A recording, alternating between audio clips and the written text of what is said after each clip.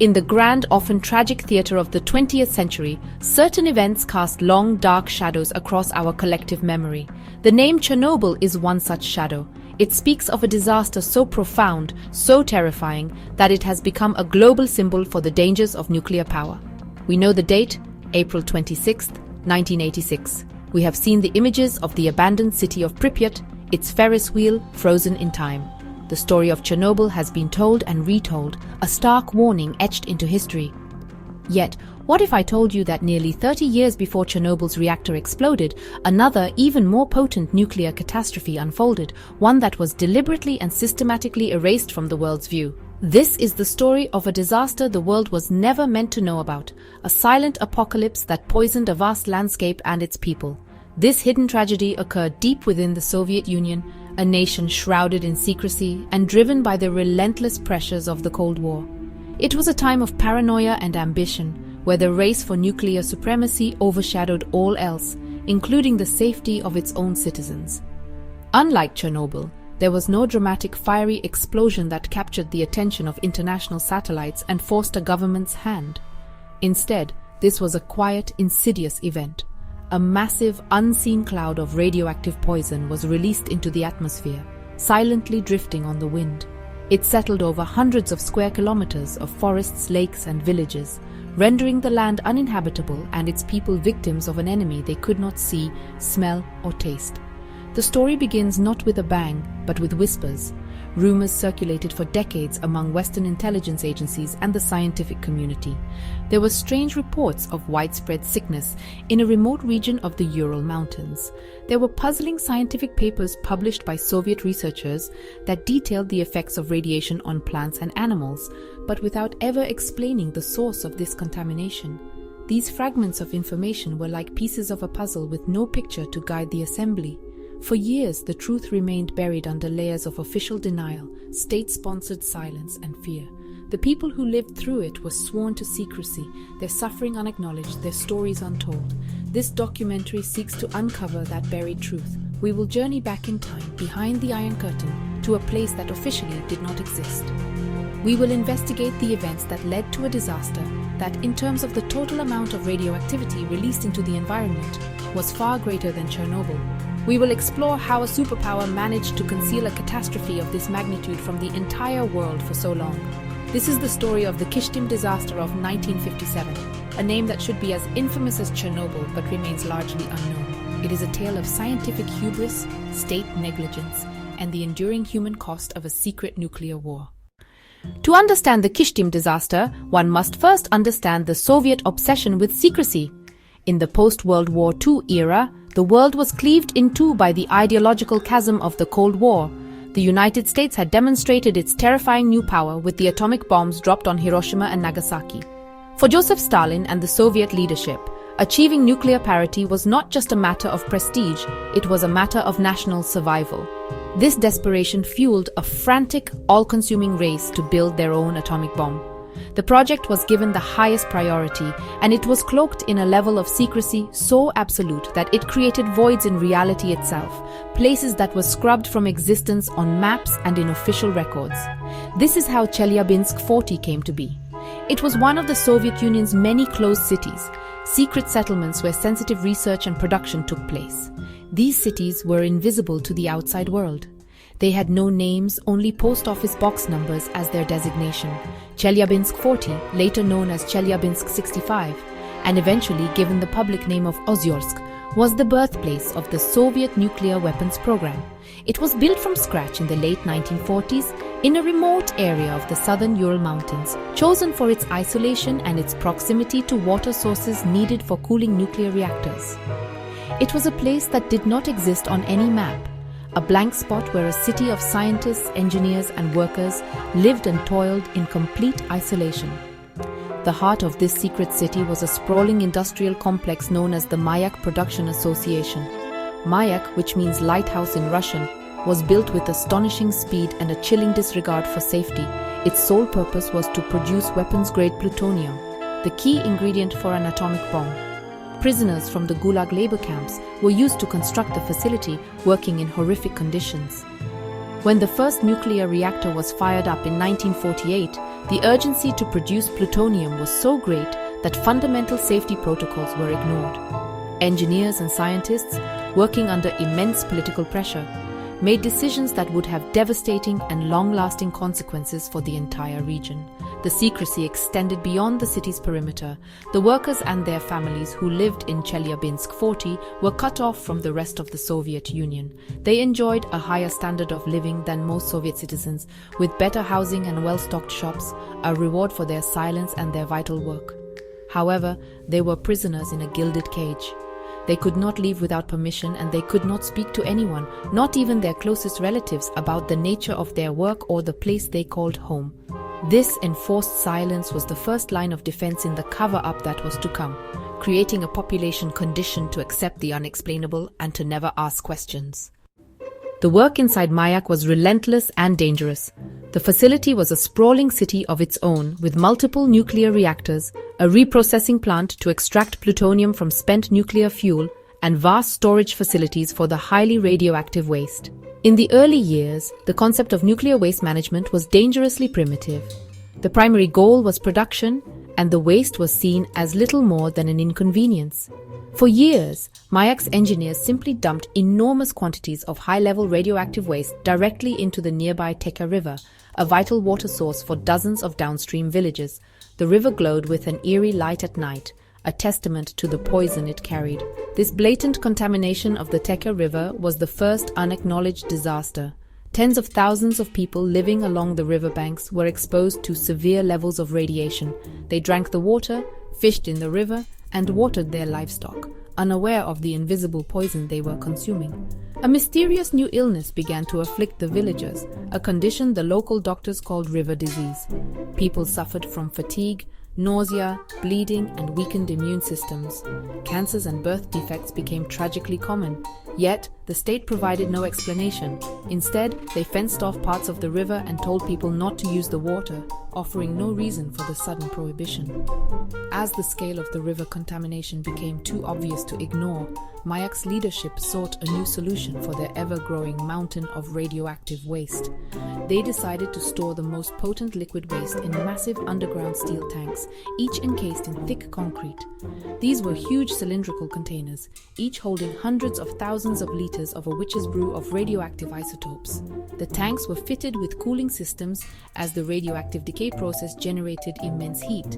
If the waste was allowed to overheat, the consequences could be catastrophic. This was a temporary solution, a way to contain the problem, but it created a new and even more concentrated danger buried just beneath the earth. By 1957, these storage tanks had been in use for several years. The cooling system in one particular tank, known as tank number 14, was known to be faulty. Records show that engineers had noted problems with the cooling pipes, but repairs were either delayed or deemed too difficult. The temperature inside the tank began to rise slowly, day by day. The operators responsible for monitoring the tanks either failed to notice the escalating danger, or their warnings were ignored by superiors focused on meeting production quotas. A ticking time bomb filled with a radioactive slurry equivalent to tens of tons of TNT sat waiting. The stage was set for a disaster of a kind the world had never seen before. On September 29, 1957, a day like any other at the Mayak complex, the ticking time bomb finally exploded. It was not a nuclear explosion like a bomb, but a chemical one, driven by the immense heat and pressure that had built up inside tank number 14. The failing cooling system had allowed the liquid waste to dry out, forming a volatile mixture of nitrate and acetate salts. At approximately 4:20 p.m. local time, the mixture reached a critical temperature and detonated with the force of about 70 to 100 tons of TNT. The massive explosion blew apart the 160-ton concrete lid covering the tank and hurled it aside like a coin. A towering plume of radioactive material, dust and smoke shot a kilometer into the sky. The workers at the Mayak plant heard a loud bang and saw a column of brown-orange smoke rising into the heavens, glowing with an otherworldly iridescence. For those who witnessed it, the sight was both mesmerizing and terrifying. They did not know what had happened, but they knew it was something terrible. Within hours, a vast invisible cloud began to drift northeast, carried by the prevailing winds. This cloud was not like the fallout from a nuclear bomb test. It was composed of different, longer-lasting radioactive isotopes, including the particularly dangerous strontium-90 and cesium-137. These elements mimic calcium and potassium in the body, meaning they are readily absorbed into bones and soft tissues where they can emit radiation for decades.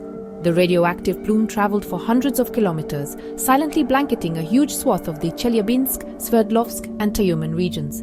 This contaminated zone, later known as the East Ural Radioactive Trace, would eventually cover an area of over 20,000 square kilometers. It was a diverse landscape of farms, forests, lakes, and more than 200 towns and villages. As the invisible particles settled, they contaminated everything they touched: the soil, the crops in the fields, the water in the wells, the animals, and the people. The residents of these villages had no idea that they were suddenly living in the middle of one of the most dangerously radioactive places on Earth.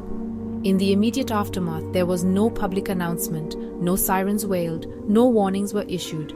The Soviet state's first and only priority was secrecy.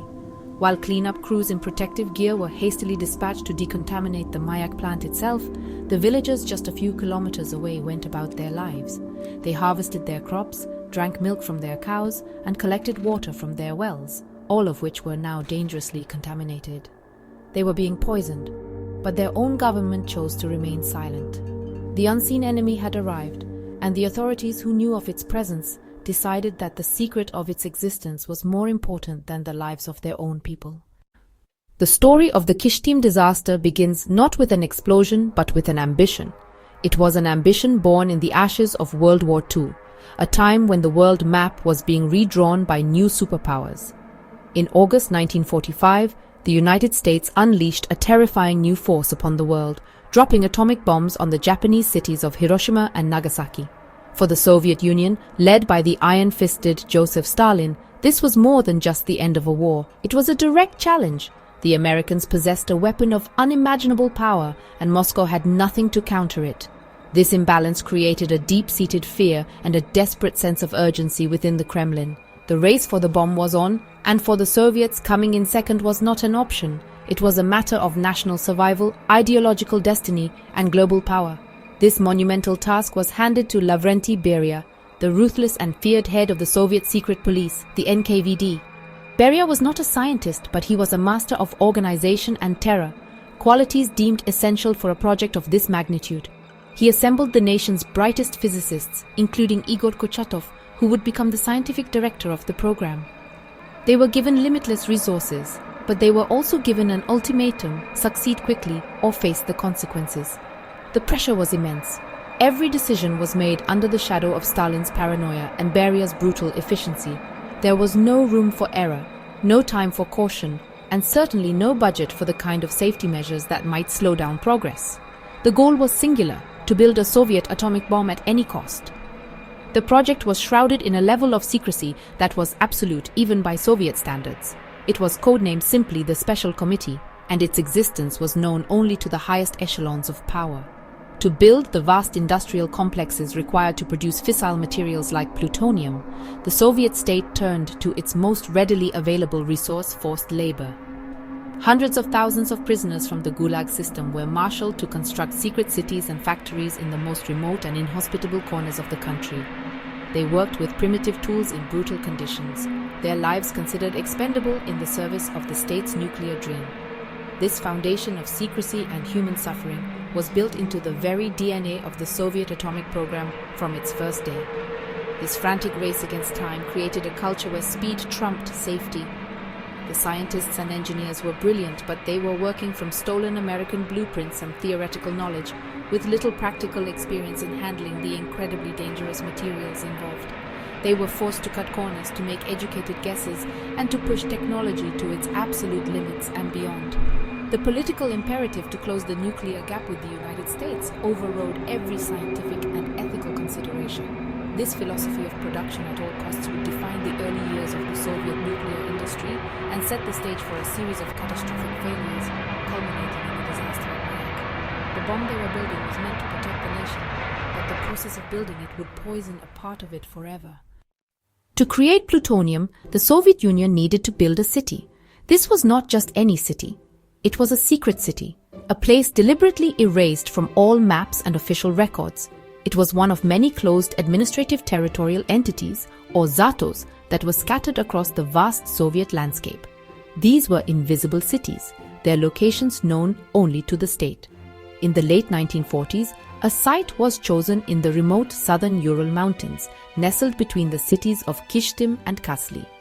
It was chosen for its isolation and its access to the large lakes and the Techa River, whose waters would be needed to cool the nuclear reactors. Here, using the labor of more than 40,000 Gulag prisoners, the Soviets built Chelyabinsk 40, the birthplace of their nuclear arsenal. The world knew it only by its post office box number. Life inside Chelyabinsk 40, which would later be named Ozyorsk, was a strange paradox. It was a prison, but a comfortable one.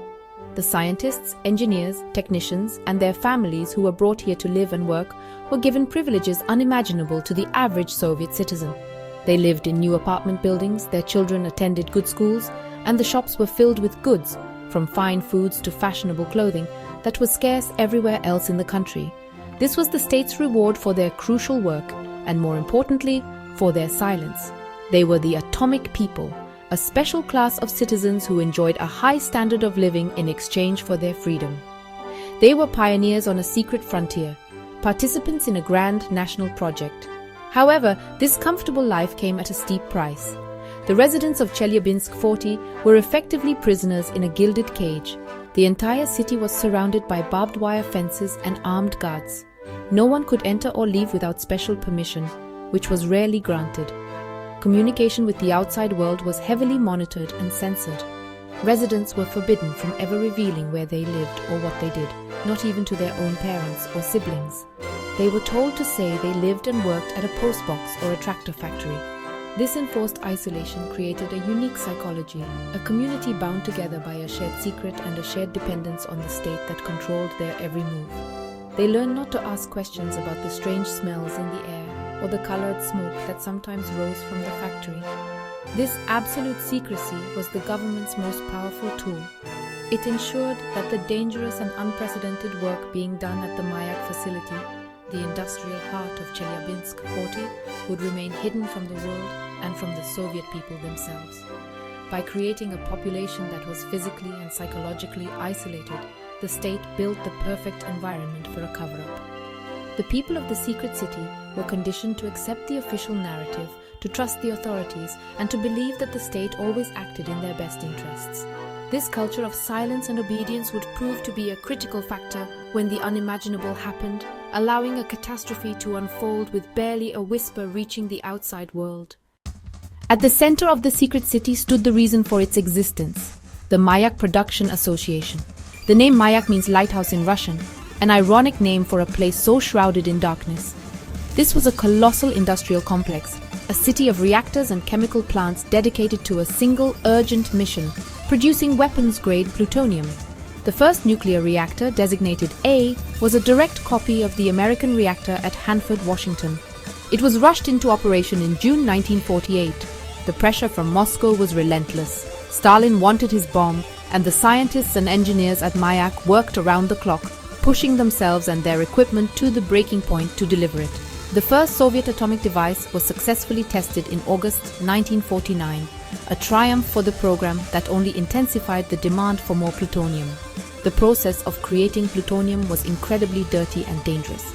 It began inside the nuclear reactors, where uranium rods were irradiated. Once sufficiently irradiated, these intensely radioactive rods were removed and taken to the reprocessing plant, known as Plant B. Here, in a series of complex and hazardous chemical processes, the small amount of plutonium was separated from the uranium and the other highly radioactive fission products. In the frantic rush of the early years, worker safety was a secondary concern at best. The plant was poorly designed, with inadequate shielding and ventilation. Workers handled highly toxic materials with minimal protection, often receiving massive doses of radiation. Accidents were frequent and often fatal. The real challenge, however, was not just producing plutonium, but figuring out what to do with the immense volume of waste it generated. For every gram of plutonium extracted, the process created tons of waste in various forms, from contaminated cooling water to intensely radioactive liquid sludge. In the early days of the atomic age, the concept of long-term nuclear waste management was barely understood, let alone implemented. The engineers at Mayak were focused on production quotas, not environmental protection. the waste was seen as a logistical problem to be disposed of as quickly and cheaply as possible. This short-sighted approach would have devastating consequences that would last for generations. This disregard for the byproducts of their work led to the first of Mayak's many disasters. The initial solution for disposing of the most dangerous high-level liquid waste was shockingly crude. From 1949 to 1951, the facility simply dumped it directly into the Teka River. This river was the lifeblood of the region, providing drinking water, fish, and irrigation for dozens of villages downstream. The Mayak leadership knew the waste was radioactive, but they either grossly underestimated its danger or simply did not care. They were creating the fuel for a weapon to defend the motherland, and if a few remote villages had to be sacrificed in the process, it was considered a necessary price to pay. The plutonium factory was working, and the river began to glow. The decision to dump high-level nuclear waste directly into the Techa River was, honestly, a catastrophe in slow motion. For over 2 years, the Mayak plant released an estimated 76 million cubic meters of radioactive effluent, containing a cocktail of deadly isotopes like strontium-90 and cesium-137. The river, which had sustained life in the region for centuries, was transformed into a conduit of invisible poison. It flowed for 240 kilometers, passing through 39 towns and villages, before emptying into the Izet River and eventually the Arctic Ocean. The contamination was on a scale that was, at the time, unprecedented. The water itself became so radioactive that it posed a lethal threat to anyone who came into contact with it. For the people living along the riverbanks, life continued as normal at first. They were completely unaware of the danger flowing past their homes. They drank from the river, watered their livestock, washed their clothes, and let their children play by the water's edge. They fished from its waters and used the surrounding floodplains to grow vegetables and graze their cattle. The radiation was tasteless, odorless, and invisible. The only sign that something was wrong was a strange, faint glow that sometimes emanated from the water at night. But soon a more sinister sign appeared, a mysterious illness that the local doctors, with no other explanation, began calling river disease. The symptoms were consistent with chronic radiation sickness.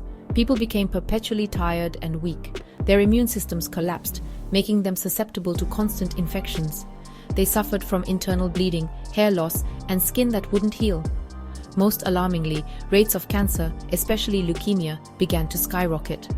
Birth defects and infant mortality also increased dramatically. The Soviet state knew the cause. Scientists from Mayak took secret samples from the river and documented the horrifying levels of contamination. They conducted clandestine medical studies on the affected villagers, treating them as human guinea pigs to learn about the effects of long-term radiation exposure, all without ever telling them the truth. By 1951, the situation had become so dire that even the secretive authorities could no longer completely ignore it. They did not admit fault or explain the danger. Instead, they began a clumsy and partial evacuation of the worst affected villages. In some places, they simply put up barbed wire fences along the riverbanks and posted signs forbidding its use. The villagers were given no reason for these sudden, drastic measures. They were left confused, sick, and terrified. The contamination of the Teka River was Mayak's first great sin, a deliberate poisoning of its own people. It was a disaster that was covered up, but it forced the plant to find a new and ultimately even more dangerous way to deal with its deadly waste. Faced with the undeniable environmental and human disaster unfolding along the Teka River, the leadership at Mayak had to devise a new strategy for their ever-growing mountain of liquid nuclear waste. The solution they settled on was containment. They constructed a complex of massive underground storage tanks built from stainless steel and encased in thick concrete walls. Each cylindrical tank was enormous, capable of holding up to 300,000 liters of the most potent, high-level radioactive slurry produced by the reprocessing plant. This solution seemed safer than dumping the waste into a river. The idea was to isolate the deadly material from the environment, burying it in what were essentially concrete tombs just beneath the Earth's surface. However, these tanks introduced a new and highly concentrated form of danger. The radioactive decay of the fission products within the waste generated an immense amount of heat. If this heat was not constantly dissipated, the liquid in the tanks could boil, dry out, and potentially create a volatile, explosive chemical mixture. To prevent this, each tank was fitted with a complex network of cooling pipes through which water was constantly circulated. Furthermore, a monitoring system was installed to keep track of the temperature and other conditions inside each tank. This system was the only thing standing between stable containment and a catastrophic failure. The safety of the entire facility and the surrounding region depended on it. By the mid-1950s, this storage system had been in place for several years, and a number of the tanks were filled close to capacity. Complacency began to set in. The system seemed to be working, and the immediate pressure of the Teca River contamination had subsided. However, the technology was imperfect, and the corrosive, intensely radioactive nature of the waste took its toll on the equipment. In one of the older storage facilities, the cooling system in a tank designated as tank number 14 began to fail. Records that came to light decades later show that the cooling pipes had developed leaks, and attempts to repair them were unsuccessful. The cooling system was eventually turned off entirely in 1956. For over a year, tank number 14 was left without its vital cooling system. It became a ticking time bomb. Inside, the liquid waste slowly began to evaporate, and the temperature steadily climbed. The slurry of radioactive waste, primarily composed of nitrate and acetate salts, dried into a crystalline cake. This mixture was chemically unstable, akin to a powerful explosive. The operators responsible for monitoring the tanks either failed to notice the escalating danger, or their warnings were dismissed by superiors obsessed with meeting production targets for the Cold War arms race. The concrete tomb, designed to contain the danger, was now concentrating it, creating the perfect conditions for an explosion of a kind the world had never witnessed. The afternoon of Sunday, September 29, 1957, was unremarkable in the secret city of Chelyabinsk 40 and the surrounding villages. It was a typical autumn day in the southern Urals. The sky was clear and the air held the first crisp chill of the coming winter. In the city itself, families enjoyed a rare day of rest. Scientists and engineers, freed from the relentless demands of the Mayak plant, spent time with their children in the well-kept parks or shopped for luxuries in the state-run stores. Life in the gilded cage was peaceful on the surface, a carefully constructed illusion of Soviet prosperity and order. The city's residents, secure in their isolation, had no reason to suspect that a catastrophe of unimaginable proportions was brewing just a few kilometers away, buried beneath the ground. Outside the city's fences, in the rural villages dotting the landscape, life followed the timeless rhythms of the harvest season. Farmers were in their fields, gathering potatoes, cabbages, and grains, the fruits of a year's labor. Children played in the streets and fields, their laughter echoing in the quiet afternoon air. These communities, already unknowingly suffering from the long-term effects of the contaminated Teca River, went about their daily routines. They were simple, hard-working people, deeply connected to the land that sustained them. The concept of radiological danger was entirely alien to them.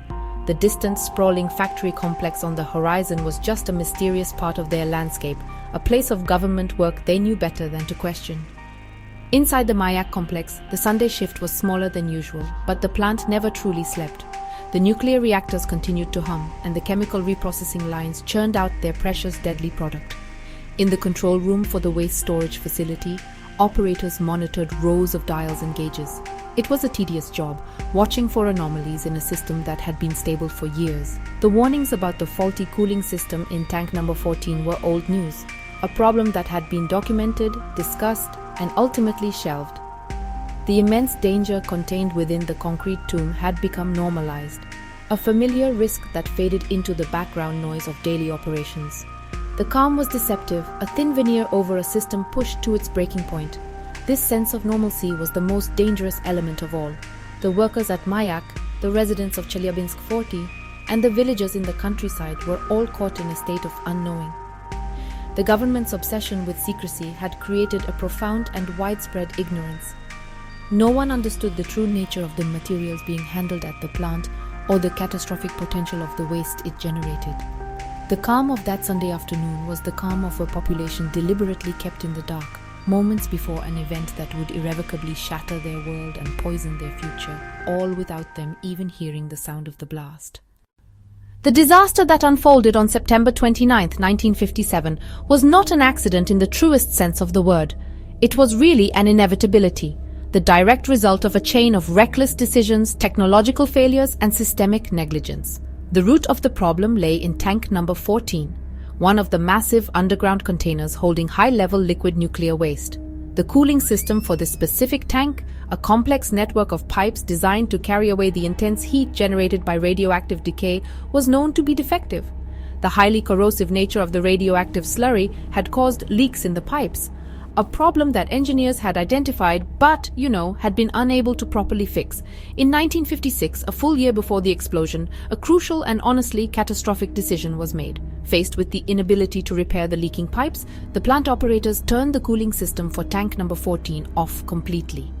They reasoned that it was better to have no cooling than a system that was leaking contaminated water into the ground. This decision, however, sealed the tank's fate. Without the constant circulation of cooling water, the temperature inside the tank began its slow, inexorable rise. The liquid waste, a potent brew of nitrate and acetate salts left over from plutonium processing, started to evaporate. The tomb, designed for containment, was slowly transforming into a pressure cooker. For months, the temperature inside the uncooled tank crept upwards. The monitoring equipment, which should have provided a clear warning of the escalating danger, was either faulty, ignored, or incapable of accurately reading the extreme conditions developing within. The operators in the control room saw nothing out of the ordinary, or if they did, their concerns were not elevated to a level that would trigger an emergency response. The focus at Mayak was always on production, on meeting the Kremlin's insatiable demand for plutonium. Halting operations to deal with a legacy waste issue would have been seen as a distraction from the primary mission. The ticking time bomb was simply allowed to keep ticking. The science behind the impending explosion was straightforward chemistry. As the water boiled away, the nitrate and acetate salts dried into a solid crystalline cake at the bottom of the tank. This mixture is highly unstable and can detonate when it reaches a certain temperature, functioning as a powerful chemical explosive. On that Sunday afternoon, the temperature inside tank number 14 finally reached the critical point, estimated to be around 350 degrees Celsius. The chemical chain reaction was instantaneous and violent. The fault was not just in the cooling pipes, it was in the entire system of priorities that valued secrecy and production above human life and environmental safety. At precisely 4:20 p.m. local time, the chemical mixture inside tank number 14 detonated. The explosion was not nuclear, but it had the force of an estimated 70 to 100 tons of TNT. The blast was immense, a colossal release of energy from deep within the earth. It instantly obliterated the steel tank and shattered the concrete structure surrounding it. The 1-meter-thick concrete lid, a massive shield weighing 160 tons, was thrown 25 meters away as if it were, just a manhole cover. A huge crater was left where the tank had once been, spewing dust, dirt, and steam. The explosion itself was largely contained underground, resulting in a muffled bang rather than a sharp crack. For many in the area, it was a sound easily mistaken for distant thunder or routine blasting at a nearby quarry. The immediate effect was a geyser of superheated material erupting from the ground. A towering column of smoke, dust, and radioactive particles shot more than a kilometer straight up into the afternoon sky. This was not ordinary smoke. Eyewitnesses from the Mayak plant described it as a strange, unsettling color, a mix of brown and orange that seemed to glow with an internal, otherworldly light. This eerie luminescence was caused by the intense ionization of the air by the radioactive particles. The plume hung in the sky for a short time, a terrifying, beautiful, and deadly monument to the disaster, before it began to drift slowly and silently to the northeast, carried by the prevailing winds. The explosion released an enormous quantity of radioactive material into the atmosphere. The total amount is estimated to have been around 20 million curies of radioactivity. To put this in perspective, the Chernobyl disaster released an estimated 50 million curies. However, the Kishtim explosion was a single massive burst that propelled a concentrated plume high into the air. The fallout was composed of a dangerous mix of isotopes, but the most significant were long-lived elements like strontium-90 and cesium-137.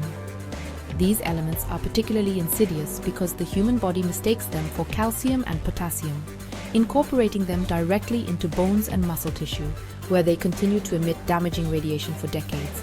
For the workers at the Mayak plant, the moment was one of confusion and alarm. They heard the thud of the explosion and saw the bizarre column of smoke. Emergency protocols, such as they were, kicked in. Alarms began to sound within the facility, and workers were ordered to take shelter. But outside the fences of the secret complex, life went on unchanged. The farmers in the fields may have glanced at the strange cloud on the horizon before returning to their work. The sound was not loud enough to cause widespread panic. The explosion that would poison thousands of square kilometers of land and affect hundreds of thousands of people happened with a whimper, not a bang. The deadliest part of the disaster was not the blast itself, but the silent, invisible cloud it unleashed. In the minutes following the explosion, the sky over Mayak was dominated by a terrifying and unnatural spectacle. The column of dust and vapor that had erupted from the ground continued to climb, reaching an altitude of over 1,000 meters.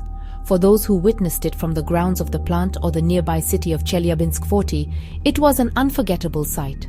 They described a dense, swirling pillar of orange-brown smoke, unlike anything they had ever seen. As dusk began to settle, the entire plume began to glow with a soft reddish-pink light. This was not the glow of a fire, but the eerie, cold light of intense radioactivity ionizing the surrounding air, a phenomenon known as airglow. This column of unearthly light hung in the sky for hours, a silent, luminous beacon of the catastrophe. From the windows of their privileged apartments in Chelyabinsk 40, residents watched the strange aurora with a mixture of curiosity and unease.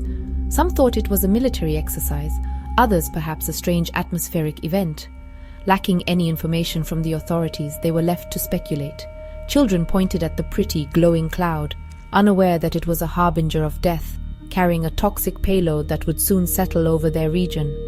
The beauty of the sight masked its true, horrific nature. It was a visual representation of the invisible enemy that had just been set free. The Soviet authorities at Mayak knew immediately that something terrible had happened. Radiation alarms across the facility screamed, and dosimeters went off the scale. The first priority for the plant's leadership was not to warn the public, but to assess the damage to the facility and, crucially, to contain the information. The state's powerful machinery of secrecy and control whirred into action. All telephone lines out of Chelyabinsk 40 were cut. A cordon of soldiers was established around the site of the explosion.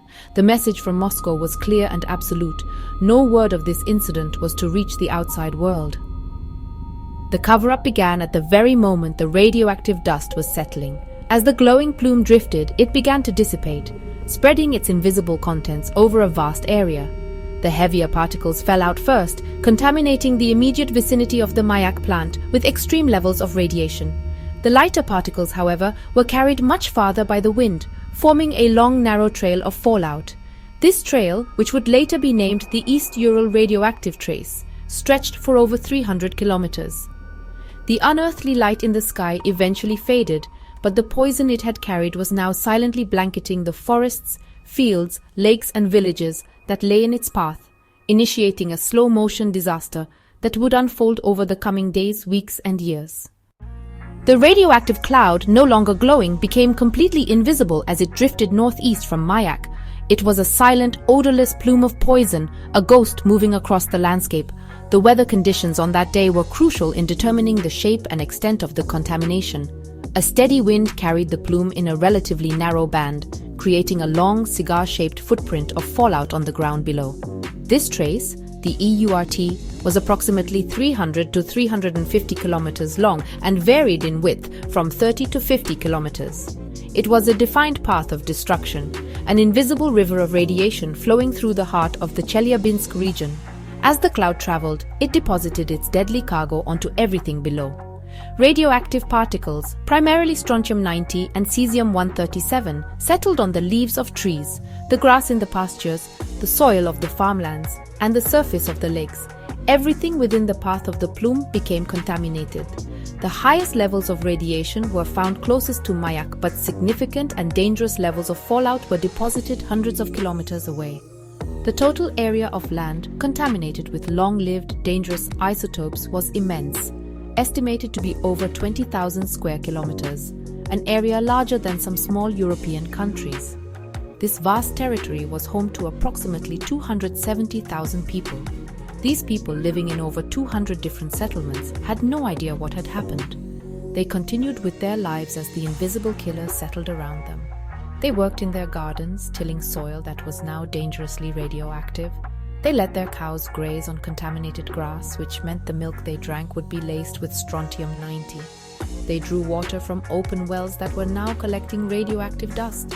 In the days following the explosion, some people noticed a strange, fine grey powder settling on windowsills and leaves, but they thought little of it. They were completely defenseless against a threat they could not see, hear, or smell. The Soviet state, fully aware of the plume's path and the danger it posed, made a conscious decision to do nothing to warn these citizens. There were no public service announcements, no instructions to stay indoors, no distribution of iodine pills. The secrecy of the nuclear program was deemed more important than the health and safety of hundreds of thousands of its own people. While cleanup crews in full protective gear began the frantic and dangerous work of decontaminating the Mayak plant itself, the people living just beyond the fence were left to face the consequences alone, completely oblivious to the fact that their homes, their food, and their bodies were being saturated with poison. In the days and weeks that followed the explosion, the people of the contaminated territories began to harvest their crops. It was autumn, the season of abundance, and the fields were full of potatoes, cabbages, and grain. Families gathered in their gardens and fields to bring in the food that would sustain them through the long Russian winter. This year, however, their harvest was different. Every vegetable, every bushel of wheat was coated with and had absorbed the invisible fallout from the Mayak plume. The food itself had become radioactive. The act of providing for their families was now an act of poisoning them. They were harvesting a crop of sickness and death. The consequences became apparent with startling speed.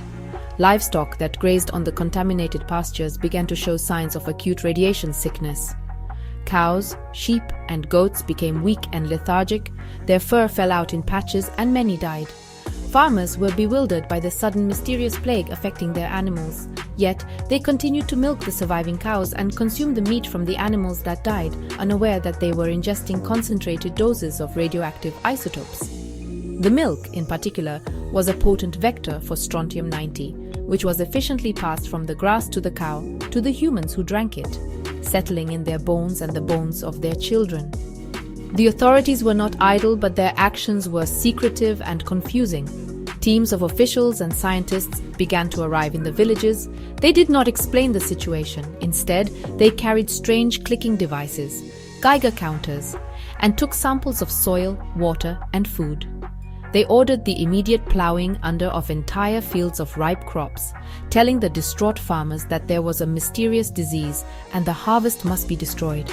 They confiscated livestock and ordered the slaughter of thousands of animals, burying the carcasses in deep pits. For the villagers, these actions were inexplicable and devastating, an assault on their livelihood by a government that refused to provide any answers. This period of confusion and fear marked the beginning of a lifetime of health problems for the region's inhabitants. By consuming the poisoned harvest, they had taken the enemy inside their own bodies. The long-lived isotopes would remain there, emitting radiation day after day, year after year, leading to a terrifying increase in cancer rates, immune system disorders, and genetic defects that would haunt the population for generations to come. The harvest of 1957 was not one of food, but of tragedy. It was a harvest of poison, sown by the state's negligence and reaped by its own unsuspecting people, all under a strict veil of official silence. In the immediate aftermath of the explosion at Mayak, the Soviet state's first and most powerful response was not one of aid, but one of silence. The instinct to conceal failure and control information was deeply embedded in the very fabric of the USSR's political system. For a regime built on the myth of infallible leadership and technological superiority, admitting to a nuclear catastrophe of this magnitude was simply unthinkable. The secrets of the atomic program were paramount, valued far more than the lives of the citizens who were now in the path of the radioactive plume. A wall of silence was immediately erected around the disaster, a barrier as formidable and impenetrable as the Iron Curtain itself. The cover-up began at the source. All communication lines from Chelyabinsk 40 were severed. The city, already a black hole of information, was sealed off even more tightly than before. The workers at the Mayak plant who had witnessed the explosion and the glowing cloud were assembled and given a stark warning. They were told that what they had seen was a state secret of the highest importance. They were forbidden from speaking about the incident to anyone, Not their friends, not their families, not even their spouses, under threat of severe punishment for treason. They were forced to become silent accomplices, carrying the terrifying knowledge of the disaster locked away inside them. This enforced silence created an atmosphere of pervasive fear and paranoia within the secret city. This wall of silence extended to the highest levels of government in Moscow. While a special commission was quickly formed to investigate the incident at Mayak, its findings were classified and buried deep within state archives. There was no public acknowledgement, no press release, no mention of any kind in the state-controlled media. For the rest of the Soviet Union and the entire world, September 29, 1957 was just another ordinary day. The government's complete control over the flow of information allowed them to effectively erase the event from history as it was happening. The explosion that had released 20 million curies of radiation simply did not occur, according to the official reality presented by the state. The most cynical aspect of this silence was its application to the victims themselves. The 270,000 people living in the path of the fallout were given no information, no warnings, and no explanation for the strange events that began to unfold around them. As their animals sickened, their crops were destroyed, and their neighbors fell ill, they were left to grapple with a terrifying mystery. The state that was supposed to protect them chose instead to watch them suffer in ignorance. This deliberate withholding of life-saving information was the first and most brutal act of the cover-up, a decision that condemned thousands to preventable radiation exposure and a future of disease and despair. The Soviet government's decision to cover up the Kishtim disaster was, honestly, driven by the intense pressures of the Cold War. In 1957, the ideological battle between the USSR and the United States was at its absolute peak. Just weeks after the Mayak explosion, the Soviets would stun the world by launching Sputnik 1, the very first artificial satellite. This was a moment of immense national pride, a powerful symbol of Soviet scientific and technological prowess. Admitting that this same technological program had just caused a catastrophic nuclear accident on its own soil would have been, well, a devastating blow to the nation's prestige and a massive propaganda victory for the West. The politics of the era demanded absolute denial. Within the Kremlin, the incident was framed not as a public health crisis, but as a threat to national security. The primary concern was not the well-being of the affected citizens, but the potential for Western intelligence agencies to learn about the disaster. Any sign of weakness or fallibility in the Soviet system could be exploited by their capitalist adversaries. Therefore, the response was managed by the Ministry of Medium Machine Building, the secretive government body that oversaw the entire nuclear program in concert with the KGB. Their expertise was frankly in secrecy and control, not in disaster relief. The official narrative was simple. Nothing happened. Any evidence to the contrary was to be suppressed, discredited, or destroyed. This culture of denial permeated every level of the state apparatus. Local doctors in the affected regions who began to see patients with classic symptoms of radiation sickness were forbidden from making accurate diagnoses. They were instructed to record the illnesses as vegetative vascular dystonia, which was just a vague catch-all term that really meant nothing. They were treating the effects of a cause they were not allowed to name. Scientists who were dispatched to study the contaminated zone were forced to work in secret, their research classified and their findings kept from the public. They were studying a disaster that officially did not exist, creating a bizarre, parallel reality known only to a select few. This official denial had a profoundly damaging psychological impact on the victims. With their government refusing to acknowledge their suffering, they were left in a state of confusion and isolation. Their illnesses were dismissed, their concerns ignored. They were made to feel as if they were imagining things, or worse, that they were somehow to blame for their own misfortune. The state's denial was not just a political strategy, it was a form of gaslighting on a massive scale. It invalidated the lived experience of thousands of people, telling them that the poisoned land they lived on and the sickness in their bodies were not real. This psychological warfare was, honestly, as damaging as the radiation itself. While the official policy was one of total denial to the outside world, the Soviet authorities knew they could not completely ignore the dire situation on the ground. The levels of radiation in the villages closest to Mayak were lethally high. A week to 10 days after the explosion, a secret and chaotic evacuation began. Military trucks rolled into the most heavily contaminated villages, and soldiers went from house to house, ordering people to gather their essential belongings immediately. They were told they were being moved because of a contagious disease or because the land was needed for a new state enterprise. The word radiation was never used. The evacuation process was brutal and disorganized. Families were given just a few hours to leave the homes their ancestors had lived in for generations.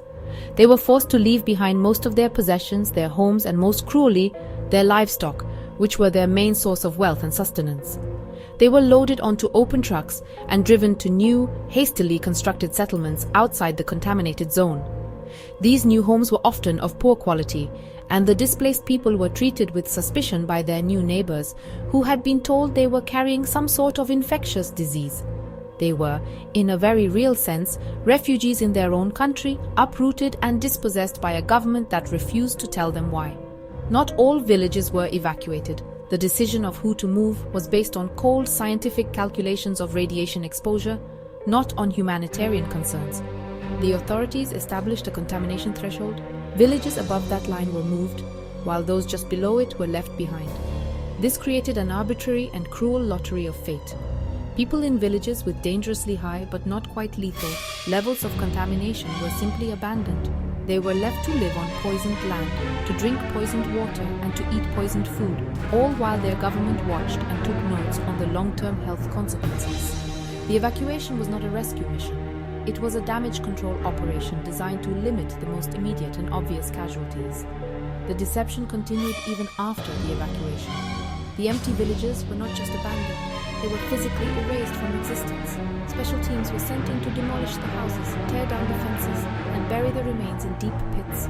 The land was then plowed over, and in some cases, pine trees were planted to hold the contaminated soil in place. The goal was to remove any physical evidence that these communities had ever existed. The state was not only covering up the disaster, but it was also attempting to erase the memory of the people and places it had destroyed, creating a true blank spot on the map where thriving villages once stood.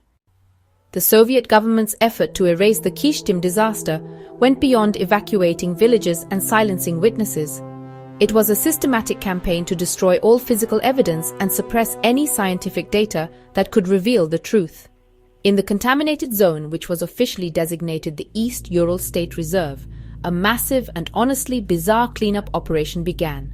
Teams of soldiers known as liquidators were sent into the radioactive forests and fields.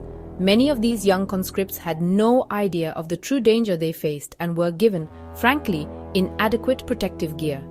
Their mission was to decontaminate the land, an impossible task on such a vast scale. Their methods were crude and often counterproductive.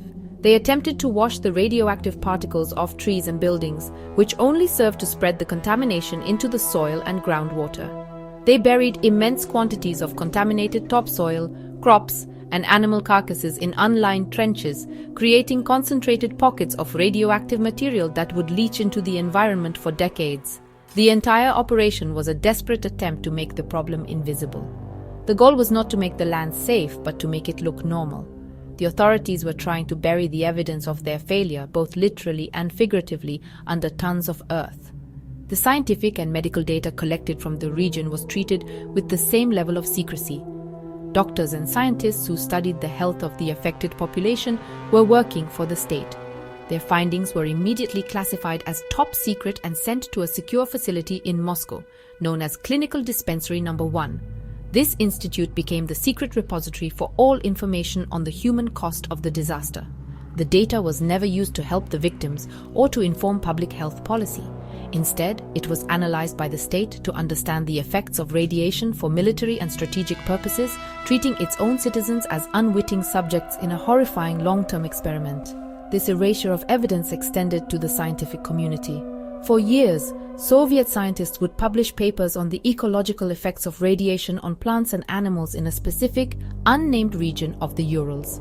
They detailed how radiation affected pine trees, how it accumulated in fish, and how it moved through the food chain. These studies were puzzling to Western scientists who could not understand where such a perfectly controlled, large-scale radioactive environment could have come from. The Soviet scientists were publishing the evidence of the disaster in plain sight, but without ever naming the cause or the location, a clever form of coded communication that hinted at a terrible secret without ever explicitly revealing it. For the people who were not evacuated but continued to live in the less contaminated yet still dangerous parts of the East Ural radioactive trace, life became a living experiment.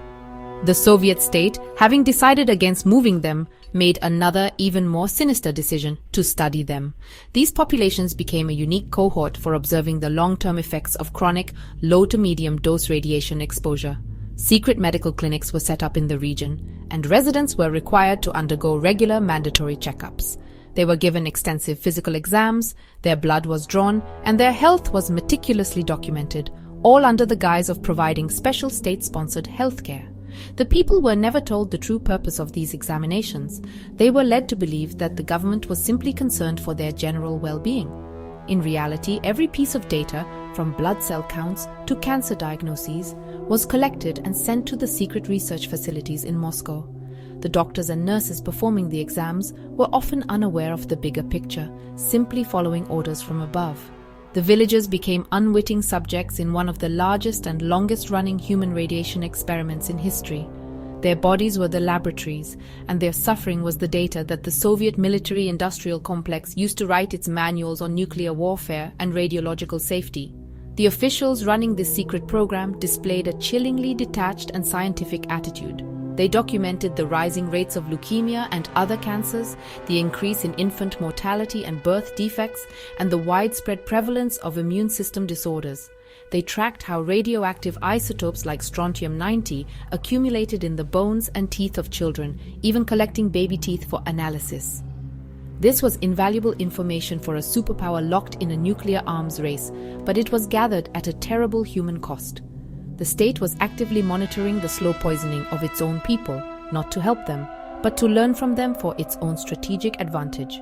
This cold-blooded observation without intervention represents one of the darkest chapters of the Kishtim cover-up. The government possessed detailed knowledge of who was sick, why they were sick, and how the sickness was progressing, yet they provided no meaningful treatment or preventative advice. They did not warn people about consuming local mushrooms, berries, or fish, which were known to be heavily contaminated. They simply watched, recorded, and analyzed. The people of the EURT were sacrificed on the altar of national security and scientific knowledge, their lives and health deemed secondary to the state's secret nuclear ambitions. They were not treated as citizens to be protected, but as specimens to be studied. Despite the Soviet Union's Herculean efforts to enforce a total information blackout, absolute secrecy is an impossible goal. Truth, like radiation, has a way of leaking out. The first hints that something terrible had happened in the Urals came not from official sources but from whispers and anomalies. Throughout the 1960s and 1970s, Western intelligence agencies and scientists began to notice strange and inexplicable pieces of a puzzle. They observed the massive secret cleanup operations through satellite imagery. They intercepted coded communications. They were perplexed by the Soviet scientific papers that spoke of a heavily irradiated ecosystem without ever explaining its origin. The pieces did not fit any known event. Within the Soviet Union itself, rumors spread among those in the scientific community who were on the periphery of the nuclear program. They heard stories from colleagues who had been sent to the Urals on secret missions. They knew of the sudden creation of the vast, closed-off nature reserve and the mysterious illnesses plaguing the region. But speaking openly was impossible.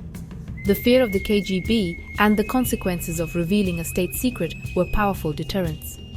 The information remained fragmented, passed along in hushed tones in the hallways of research institutes, never coalescing into a public narrative. The truth was an open secret among a select few, but a complete mystery to the rest of the world. The first major break in the wall of silence came from an unlikely source.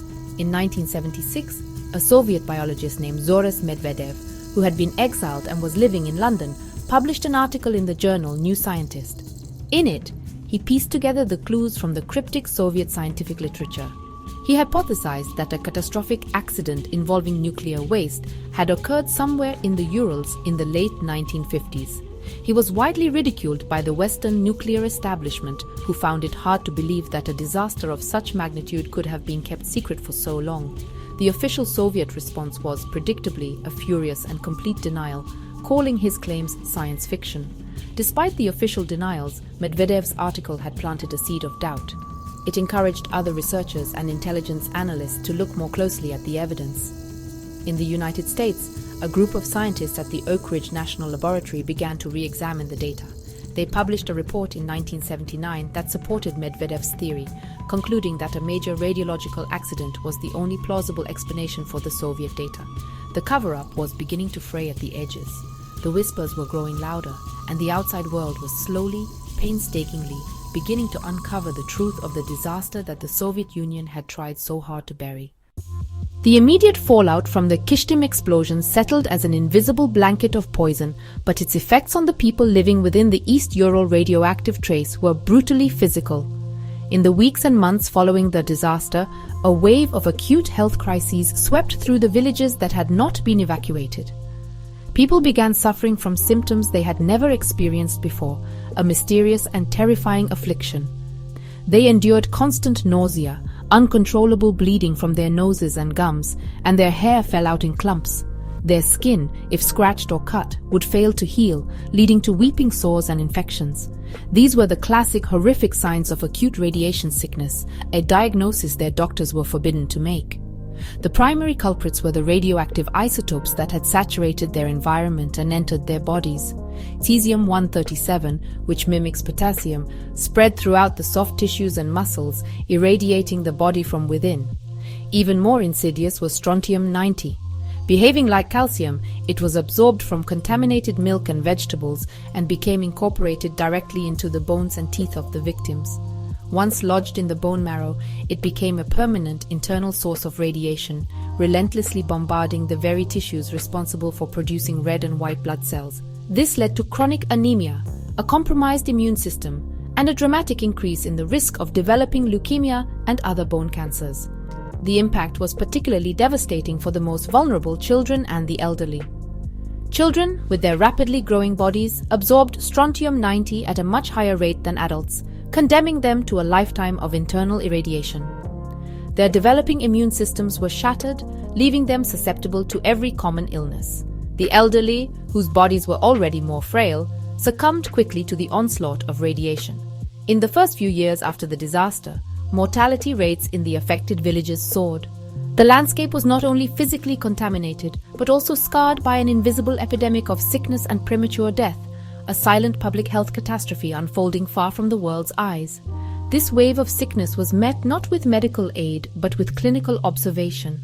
The Soviet state saw the suffering population as a unique opportunity to study the effects of radiation. Mobile clinics made regular visits not to treat but to document. They meticulously recorded the decline in white blood cell counts, the onset of cancers, and the prevalence of organ damage. The people were subjected to endless tests, their bodies probed and measured, all without any explanation of what was happening to them. They were living subjects in a cruel experiment, their pain and suffering reduced to data points in a top-secret government file, their personal tragedies fueling the cold calculus of the Soviet nuclear machine. The radioactive fallout did not remain static in the soil and water. It actively entered the web of life, becoming more concentrated as it moved up the food chain. This process, known as biomagnification, turned the entire regional ecosystem into a highly efficient system for delivering poison to the human population. The fields, forests, and lakes, which had sustained the local communities for centuries, were transformed into reservoirs of danger. The very acts of hunting, fishing, and foraging became potentially lethal activities. The natural world, once a source of sustenance, was now a source of contamination. The process began with the plants. Grasses, grains, and vegetables absorbed radioactive elements like strontium-90 and cesium-137 directly from the contaminated soil. When livestock such as cows and goats grazed on this contaminated vegetation, the isotopes accumulated in their meat and milk at much higher concentrations. For the villagers who relied on their animals for food, this was a devastating turn of events. A glass of milk from a local cow could deliver a significant dose of strontium-90, which would then settle in the bones of whoever drank it. Eating the meat of these animals meant ingesting the concentrated radioactivity of every blade of grass they had consumed. The forests and lakes were no safer. Wild berries and especially mushrooms became potent accumulators of cesium-137. Mushrooms in particular can concentrate this isotope to levels hundreds of times higher than the surrounding soil, making them dangerously radioactive. Foraging for these traditional foods became a game of Russian roulette. Likewise, the fish in the contaminated lakes absorbed radiation from the water and the smaller organisms they ate. Larger predatory fish like pike would accumulate the highest levels, becoming swimming packets of radioactive material. The familiar, life-giving environment had become a minefield of invisible threats. The Soviet authorities were fully aware of this process. Their scientists meticulously studied the pathways of contamination, measuring the radioactivity in every link of the food chain, from algae to fish to cow's milk. Yet, this vital, life-saving information was withheld from the people who needed it most.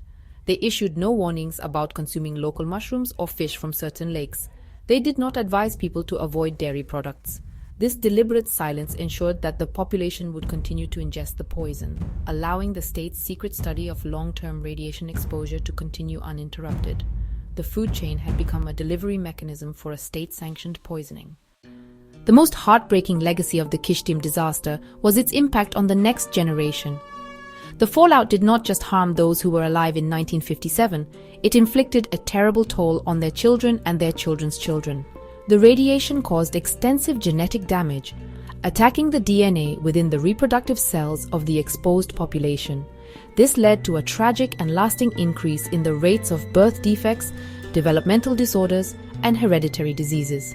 A generation was born into a world of sickness, carrying the burden of the disaster in their very genes, a permanent echo of the explosion that their parents were forbidden to speak of. In the years following the calamity, doctors in the region began to observe a disturbing rise in congenital malformations. Babies were born with cleft palates, heart defects, missing or extra digits, and severe neurological problems. Infant mortality rates, which were already high, climbed even further. For the parents, the joy of childbirth was often overshadowed by fear and grief. They did not understand why this was happening. Lacking any official explanation, they were left to blame themselves, to search for answers in old superstitions, or to suffer in silent confusion, unaware that the cause was the invisible poison they had been breathing and eating for years. Beyond the visible birth defects, the children of the EURTs suffered from a wide range of chronic health issues. They were often sickly, with severely compromised immune systems that made them vulnerable to constant colds, pneumonia, and other infections. This condition came to be known locally as atomic AIDS, a testament to their body's inability to fight off disease. Many suffered from stunted growth, learning disabilities, and endocrine disorders. They grew up in the shadow of the mayak plant, a generation physically and mentally scarred by a disaster that officially never happened, their childhoods defined by frequent hospital visits and chronic illness. The Soviet state's response was to study these children with the same clinical detachment they applied to their parents. Their growth was charted, their deformities photographed, and their genetic mutations catalogued in secret archives. This data was considered invaluable for understanding the generational impact of radiation, but it was rarely used to provide better care for the children themselves. They were the ultimate human guinea pigs, their suffering providing the final terrible chapter in the state's secret research program. The legacy of Kishtim was passed down through the blood, a hereditary curse inflicted by the state upon its own youngest and most innocent citizens. The fallout from the Kishtim disaster was not only radiological, it was also profoundly psychological. The decades of enforced silence, official denial, and unexplained suffering inflicted deep and lasting scars on the minds of the people in the affected regions. Living with a constant, invisible threat that the authorities refused to acknowledge created an atmosphere of pervasive fear, distrust, and anxiety. This psychological trauma was compounded by the physical illnesses, the loss of loved ones, and the destruction of their traditional way of life, resulting in a collective sense of hopelessness and despair that haunted the communities for generations. The government's secrecy was a form of mental torture. People knew something was terribly wrong. They saw their neighbors getting sick, their children being born with defects, and their land being fenced off.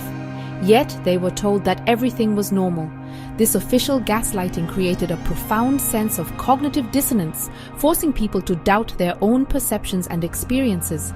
They were trapped in a reality that their own government denied. This bred a deep and corrosive cynicism towards any official information and a complete breakdown of trust in the state, the very entity that was supposed to protect them. They learned that the truth was dangerous and that silence was the only means of survival. This culture of fear and silence had a devastating effect on social bonds. Communities that were once close-knit became fragmented by suspicion and secrets. People were afraid to speak openly, even to each other, for fear of being reported to the authorities. The shared trauma, which could have brought people together, was instead atomized, forcing each family to suffer in isolation. Parents could not explain to their children why they were sick. Neighbors could not mourn together for a shared named cause. The silence prevented the normal processes of grieving and healing, leaving the psychological wounds to fester for decades. Even after the truth of the disaster began to emerge in the late 1980s, the psychological scars remained. The people of the EURT became known as a doomed population, stigmatized by the rest of the country. This label only deepened their sense of fatalism and victimhood. Many succumbed to a kind of learned helplessness, believing that their fate was sealed and that there was nothing they could do to change it. The explosion in 1957 had set off a chain reaction of not only physical decay, but also mental and emotional suffering, a slow-burning psychological fallout whose effects are still felt in the region today. The immense release of radioactivity from the Mayak explosion wreaked havoc not only on the human population, but also on the natural environment. The East Ural radioactive trace became a vast open-air laboratory for studying the effects of radiation on an entire ecosystem. The fallout settled on every leaf, blade of grass, and drop of water, initiating a cascade of damage that altered the very fabric of life in the region. The initial impact was stark and brutal. In the most heavily contaminated areas closest to the explosion site, the effects were catastrophic, creating a dead zone where nature itself seemed to have been annihilated. In the zone of highest contamination, entire forests of pine and birch trees died within a year. Pine trees are particularly sensitive to radiation, and the needles turned a reddish-brown color before the trees withered and died, creating what became known as the Red Forest, a chilling precursor to the more famous Red Forest of Chernobyl. The ground beneath was stripped of most vegetation, and the population of small mammals, birds, and insects plummeted. The vibrant ecosystem was transformed into a silent, eerie landscape, a testament to the lethal power of the invisible poison that had rained down upon it. Further away from the epicenter, where the radiation levels were lower but still significant, the effects were more subtle but no less profound. While the ecosystem survived, it was fundamentally changed. Scientists secretly studying the area observed a dramatic increase in genetic mutations across a wide variety of species. They found plants with abnormal growth patterns, such as strange stalk and leaf formations.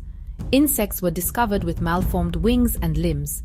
The populations of soil organisms, essential for nutrient cycling, were severely depleted, affecting the health of the entire forest floor. The natural process of evolution was being violently disrupted by the constant stress of radiation. The animal populations that endured also bore the marks of the disaster. Rodents like mice and voles, which reproduce quickly, showed high rates of genetic mutations, tumors, and reduced fertility. Studies of birds revealed lower reproductive success and a higher incidence of abnormalities like albinism. The entire ecosystem was sick, struggling under a chronic radiological burden. The fallout had created an ecology of mutation, a living monument to the disaster where the normal rules of nature were suspended. This altered world provided the Soviet state with invaluable data, but it was a world fundamentally broken by their negligence. Two features of the contaminated landscape became enduring and terrifying symbols of the Kishtim disaster: the Red Forest and the glowing lakes. The Red Forest, a swath of pine trees near Mayak that had absorbed lethal doses of radiation, died within a year, their needles turning a ghostly rust color. This eerie dead forest stood for years as a silent, stark visual marker of the plume's deadliest path. The authorities eventually cut down and buried the dead trees to hide the evidence, but the name and the memory persisted, a local legend rooted in a horrific truth.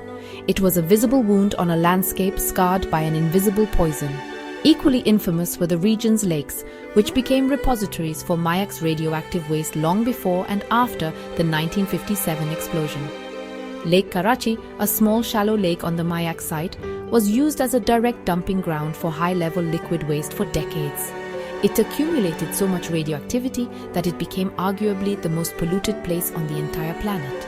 Standing on its shore for just 1 hour would have delivered a lethal dose of radiation. The lake was known to glow at night with an ethereal blue light, a result of the intense radioactivity, a beautiful but deadly spectacle. The contamination was not confined to Lake Karachi. Other larger lakes in the region, which were part of the Teka river system or received atmospheric fallout from the explosion, also became heavily polluted. The sediments at the bottom of these lakes became concentrated sinks of cesium-137 and strontium-90. This contamination worked its way up the aquatic food chain from plankton to fish, rendering them unsafe for consumption for centuries to come. The lakes, once sources of life and recreation, were transformed into permanent radioactive hazards, their waters and shores off limits. Over the decades, the Soviet and later Russian authorities undertook massive engineering projects to mitigate these legacy sites. They covered Lake Karachay with thousands of concrete blocks and layers of rock and soil, entombing the radioactive sludge in a massive permanent sarcophagus. While this prevents the wind from blowing radioactive dust from its shores, the contamination in the groundwater remains a persistent and long-term threat to the entire region's water supply. The red forest may have been buried and the glowing lakes covered over, but the poison they represent is still there, a permanent legacy of the disaster, silently waiting beneath the surface. For 3 long decades, the story of the Kishtim disaster remained one of the Soviet Union's most closely guarded secrets. The wall of silence built by the state seemed impenetrable, a concrete barrier of denial, censorship, and fear. However, no wall is perfect, and by the late 1980s, significant cracks began to appear. The catalyst for this change was a new political climate sweeping across the Soviet Union. The policy of glasnost, or openness, championed by Soviet leader Mikhail Gorbachev, created an unprecedented, if limited, space for public discourse and historical truth-telling. The secrets of the past, long buried in classified archives, were beginning to see the light of day. The first official, public acknowledgement from the Soviet government finally came in 1989. Faced with growing pressure from its own scientists and mounting evidence from the West, the state finally admitted that a major radiation accident had occurred in the southern Urals in 1957. The admission was carefully worded and downplayed the scale of the catastrophe, but it was a monumental breakthrough. It validated the claims of whistleblowers like Zhores Medvedev and confirmed the suspicions of Western researchers. For the people of the affected regions, it was a moment of profound, if painful, vindication. The disaster that had shaped their entire lives, the tragedy they had been forced to endure in silence, was finally given a name and a place in history. This official confirmation opened the floodgates. Journalists, scientists, and environmental activists, both from within Russia and from around the world, began to flock to the region. They sought to uncover the full story that had been suppressed for so long.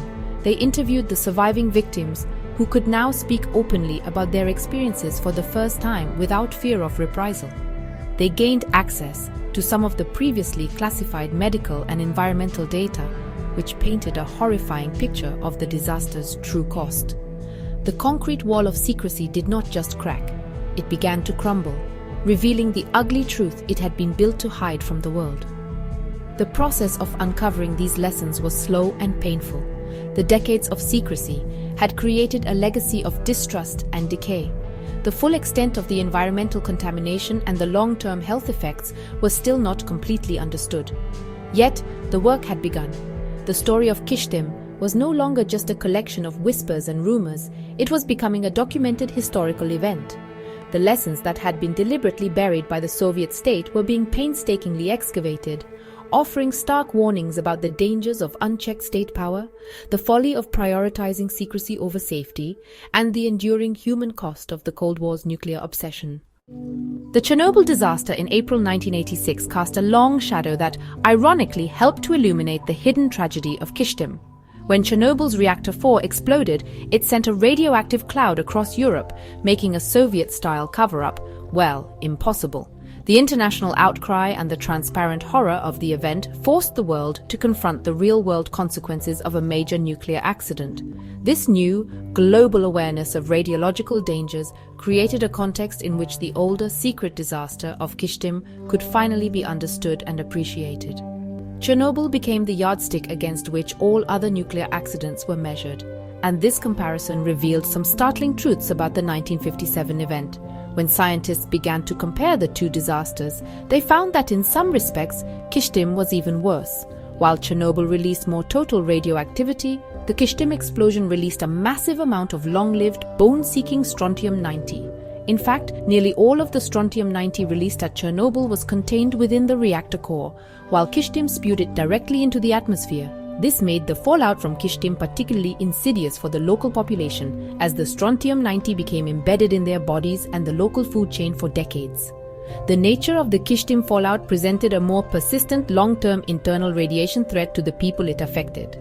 The response to the two disasters also provided a stark contrast. At Chernobyl, despite initial attempts at secrecy, the scale of the event forced the Soviet government into a massive, internationally visible emergency response. They evacuated over 100,000 people from a 30-kilometer exclusion zone within days and mobilized hundreds of thousands of liquidators for the cleanup. At Kishtim, the response was defined by secrecy and deception. Evacuations were delayed, partial, and conducted under false pretenses. The vast majority of the affected population was left in place, deliberately uninformed, and used as subjects for secret research into the effects of long-term radiation exposure. This tale of two disasters highlights a crucial lesson in nuclear safety. Transparency is not just a political ideal, it is a fundamental component of disaster management. The secrecy surrounding Kishtim amplified its tragic consequences, preventing timely evacuations, withholding vital health information, and inflicting deep psychological trauma on the victims. Chernobyl, for all its horror, demonstrated that open acknowledgement, however reluctant, is the first necessary step toward mitigation and recovery. The story of Kishtim serves as a dark reminder of what happens when a state chooses to protect its secrets rather than its people, turning a terrible accident into a multi-generational human rights catastrophe. The legacy of the Kishtim disaster is a profound and damning indictment of the price of secrecy. The Soviet Union's obsession with hiding its failures and maintaining an illusion of perfection directly led to the accident and magnified its tragic aftermath. The culture of secrecy prevented engineers and operators at Mayak from raising safety concerns effectively. It allowed a faulty cooling system to go unrepaired for over a year, because addressing the problem might have interfered with production quotas or revealed technological weaknesses. Secrecy created the perfect environment for negligence to fester, making a catastrophic failure not just possible, but inevitable. After the explosion, this same commitment to secrecy transformed a manageable crisis into an unmitigated human and environmental disaster. The decision to withhold information from the 270,000 people in the path of the radioactive plume was, in effect, a death sentence for many. A timely warning could have allowed people to take simple protective measures, such as staying indoors or not consuming local produce and milk. Instead, the government chose to silently watch as its citizens poisoned themselves. This calculated decision reveals a chilling moral calculus where the reputation of the state was valued more highly than the lives of its people. The price of secrecy was paid in human suffering, sickness, and death. This policy also had a devastating impact on nuclear safety culture worldwide. For 30 years, the global nuclear community was deprived of the crucial lessons that Kishtim could have taught about the dangers of liquid nuclear waste storage. Had the details of the explosion been shared, it could have informed safer designs and stricter protocols at nuclear facilities around the globe, potentially even preventing other smaller accidents. The Soviet cover-up created a dangerous blind spot in the world's understanding of nuclear risks. It was a failure not just of a single nation, but a failure to contribute to the collective knowledge needed to manage this powerful and dangerous technology responsibly. Ultimately, the Kishtim story teaches us that secrecy in the nuclear realm is a profound threat. It undermines safety protocols, prevents effective disaster response, and robs the world of essential knowledge. The disaster serves as a permanent warning that open communication, international oversight, and a culture of transparency are the most critical safety systems of all. The immense price paid by the people of the Southern Urals underscores the fact that when it comes to nuclear power, what you don't know can and will hurt you. The secrets buried at Mayak have a half-life as long and as dangerous as the isotopes it produced. Decades after the explosion, the legacy of Kishtim endures, a persistent contamination that can never be fully erased. The East Ural radioactive trace remains one of the most radioactively polluted places on Earth. While the highest levels of radiation have decayed, the long-lived isotopes like strontium-90 and cesium-137, with half-lives of about 30 years, are still present in dangerous concentrations in the soil and lake sediments. They will continue to pose a risk to the environment and any life within it for centuries to come. The landscape itself is a permanent monument to the disaster, a vast, invisible tomb for the ambitions of the Cold War. The human legacy is equally indelible. The survivors of the disaster and their descendants continue to suffer from elevated rates of cancer, immune deficiencies, and other chronic diseases. The genetic damage inflicted in 1957 continues to echo down through the generations, a hereditary burden passed from parent to child. The communities that remain live with the constant knowledge that their land is poisoned, creating a deep-seated psychological fatalism. They are trapped in a permanently compromised environment, their health and futures forever defined by an event that happened more than half a century ago. This human cost is the most tragic and lasting part of Kishtim's legacy. Despite this grim reality, the uncovering of the Kishtim story has had a positive, if hard-won, impact on nuclear policy. It serves as a powerful case study for the importance of robust safety cultures, independent regulatory oversight, and responsible long-term waste management. The disaster highlighted the extreme dangers of storing high-level liquid waste, pushing the international nuclear industry towards more stable, solid forms of waste storage like vitrification. The lessons learned from Mayak's failures, once they were finally revealed, have helped to make nuclear facilities around the world safer, a small but significant silver lining to a very dark cloud. The story of Kishtim is, in the end, a lesson about memory. It is a testament to the fact that truth, no matter how deeply buried, will eventually surface. Remembering Kishtim is not just an act of historical accounting, it is a moral imperative. It honors the victims whose suffering was denied for so long, and it serves as a vital warning for our own time. In an age where debates about nuclear power and nuclear weapons continue, the silent catastrophe in the Urals reminds us of the catastrophic potential of this technology and the absolute necessity of handling it with the utmost care, honesty, and humility. It is a legacy that we cannot afford to bury again. The story of Kishtim is more than just a forgotten chapter of the Cold War. It is a profound and enduring lesson etched into the very soil of the Ural Mountains. The disaster of 1957 was a perfect storm of ambition, negligence, and secrecy. It was born from a desperate race for nuclear supremacy that valued weapons above all else. This singular focus created a system where safety was an afterthought, and where the environment was treated as a limitless dumping ground. The explosion of tank number 14 was not a random accident. It was the predictable outcome of a reckless and fundamentally flawed approach to a powerful and unforgiving technology. The silent blast was an echo of every corner cut and every warning ignored. The tragedy was compounded by the Great Soviet cover-up. The state's decision to hide the disaster turned a terrible industrial accident into a multi-generational human rights catastrophe. By choosing silence, the authorities condemned hundreds of thousands of their own citizens to an invisible poison. They were denied warnings that could have saved their lives. They were denied the truth about the sickness that ravaged their bodies and their children. They were turned into unwilling subjects in a vast, secret experiment. This deliberate deception inflicted a wound far deeper than the radiation itself. It destroyed trust, shattered communities, and left a legacy of psychological scars that have yet to heal. Kishtim teaches us that secrecy is the most dangerous fallout of all. The consequences of these decisions persist today. The East Ural radioactive trace remains a permanently wounded landscape.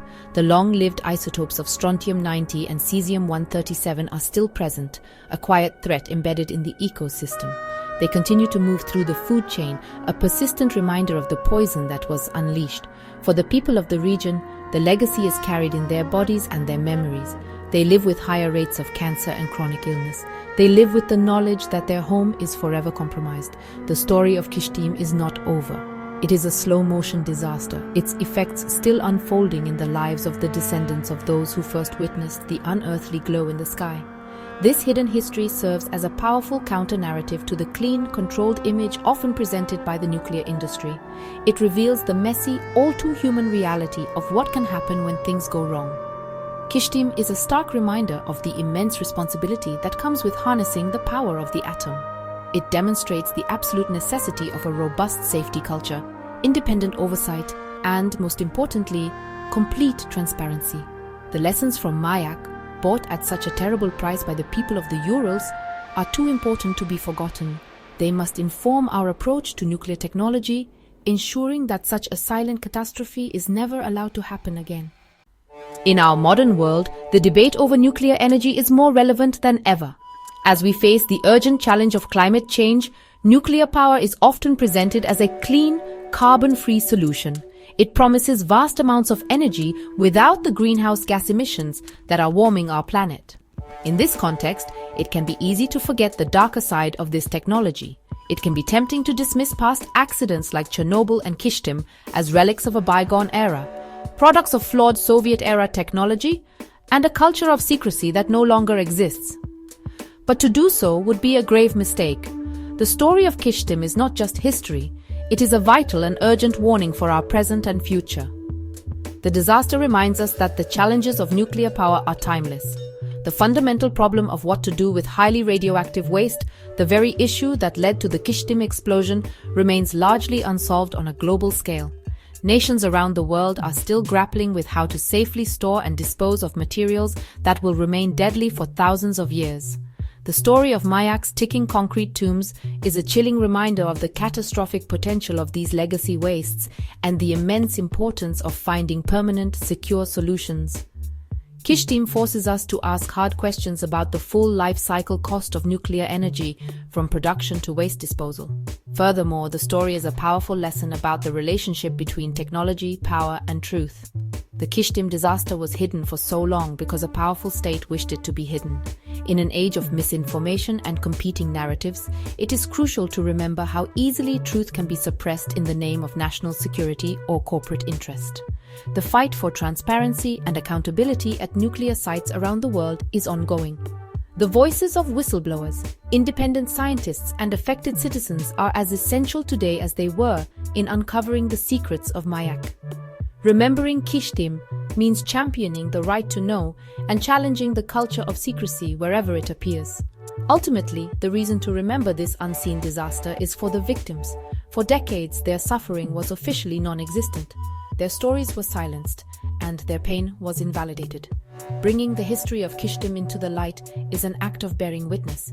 It is a way of honoring the people who were sacrificed for the sake of a bomb and whose tragedy was erased from the history books. Their story is a stark reminder of the human cost of our technological ambitions. By remembering Kishtim, we ensure that their fate was not in vain. We ensure that their silent sacrifice serves as a permanent, powerful call for caution, for honesty, and for humanity in our ongoing relationship with the atom.